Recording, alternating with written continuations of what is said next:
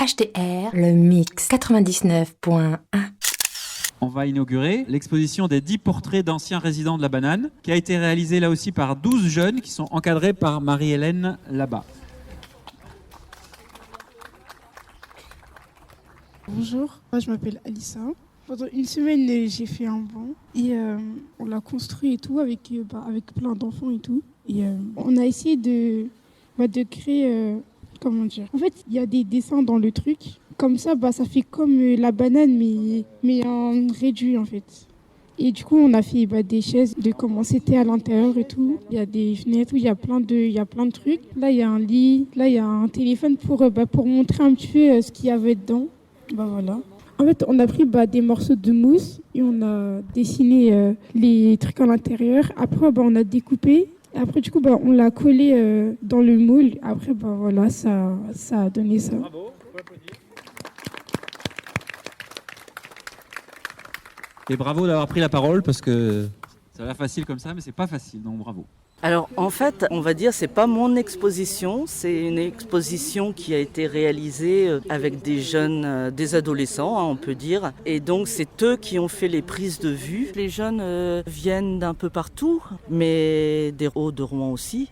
Moi j'ai simplement un petit peu orchestré le tout et fait la post-production des images pour donner un rendu un peu qui donnait l'impression de quelque chose qui disparaissait. Rouen Habitat nous a donné l'autorisation de rentrer dans l'immeuble, donc avec 5 ou 6 jeunes, on est allé dans l'immeuble. Il était vide, il était fermé déjà depuis un certain temps et on a fait appartement par appartement et on a photographié en fait les vestiges des logements, c'est-à-dire les papiers peints, ce qu'on pouvait y trouver à ce moment-là. Et donc on a installé un studio photographique au centre André Malraux et puis les jeunes se sont formés à la prise de vue de portraits. Ils voient aussi qu'il y a une exigence, qu'on ne fait pas n'importe quoi et que c'est pas si simple que ça. D'ailleurs, on a fait beaucoup de photos et puis évidemment, il y a beaucoup de déchets, c'est normal.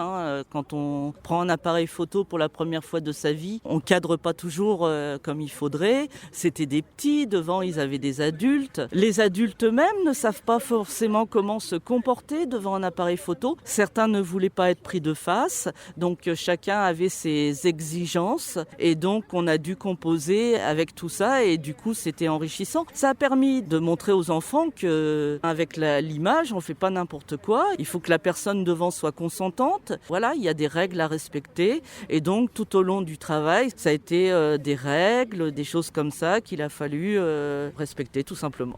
Merci beaucoup Marie-Hélène. Moi, je voulais vraiment remercier tous les participants, bien sûr d'abord les jeunes eux-mêmes, tous les élèves, tous les jeunes qui ont participé à la fois pour le banc, pour l'exposition. Remercier aussi plus largement, alors bien sûr le collectif Yaka Faucon qui ne pouvait pas être présent ce matin, mais Marie-Hélène Labat. Je dirais plus largement toutes les associations et toutes les structures.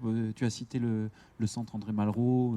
Il y en a beaucoup d'autres. Je ne vais pas citer parce que sinon je vais oublier des gens. Mais il y a beaucoup de structures, d'associations, d'équipes en fait qui œuvrent au quotidien sur ce quartier, et dans d'autres quartiers aussi, bien sûr, mais pour faire connaître les mémoires. Ça, je pense que c'est vraiment le sujet, en fait. C'est que ça, c'est que des histoires de vie, en fait.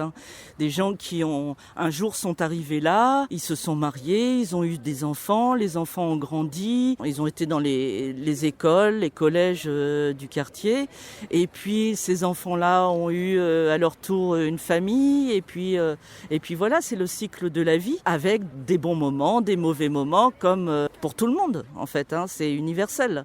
Alors certains connaissaient un petit peu, d'autres pas du tout. Et en fait, ces jeunes-là, ils étaient, je pense que déjà, ils étaient un petit peu impressionnés de rencontrer des adultes, de parler avec des adultes déjà. Quand on a 12, 13 ans, c'est pas forcément toujours facile. Et puis aussi le côté studio, parce que c'est vrai que le studio, ça peut être impressionnant avec les lumières, l'appareil photo, qui est aussi impressionnant. Et donc, je pense qu'ils étaient assez concentrés aussi sur les images qu'ils devaient prendre, donc pas forcément dans l'émotion sur le coup. Mais c'est des petites petites graines qu'on sème dans la tête et petit à petit, quand ils vont grandir, ils vont aussi se souvenir de tout ça et ils vont avoir des petites bribes comme ça d'informations, mais en relation directe, c'est-à-dire que c'est pas quelque chose qu'ils auront vu à travers un écran ou ils auront lu quelque part, c'est directement, ils auront eu le témoignage direct d'habitants. Et ça, généralement, ça marque beaucoup plus. Et l'image, de toute façon, il y a des jeunes qui sont très visuels et le fait de photographier, le fait de rencontrer, ça reste en mémoire. Et c'est le but de ce genre de travail. Et c'est comme ça aussi qu'on peut transmettre, c'est une façon de transmettre d'une génération à une autre l'histoire d'un lieu, d'un quartier, d'un immeuble, etc. Voilà, c'est forcément riche pour tout le monde, aussi bien pour les habitants qui sont eux ils sont contents de témoigner, ils sont contents parce qu'évidemment, il n'y a pas toujours forcément des choses hyper positives, mais il y a la vie, et la vie, il y a toujours d'excellents moments. Et là, tout à l'heure, je discutais avec un jeune qui est dans le coin et qui m'expliquait que pour lui, la banane, c'était extraordinaire. Il y avait habité et il avait plein de terrains de jeu autour de la banane. Et pour lui, il était très, très content de voir ça, en fait. Donc, c'est que du positif, je pense. Comme ça vient d'être dit, avec le temps qui passe, on ne se souvient plus forcément de telle ou telle chose. On ne se souvient plus que... Voilà. Et puis dire aussi que le quartier des Hauts-de-Rouen, et en particulier l'immeuble de la Banane, moi, je n'y ai pas vécu, mais on a tous, comme tu l'as dit, en fait, on connaît des gens qui... voilà. Et souvent, c'est effectivement associé, peut-être parfois à des difficultés sociales, etc., mais à beaucoup de bonheur.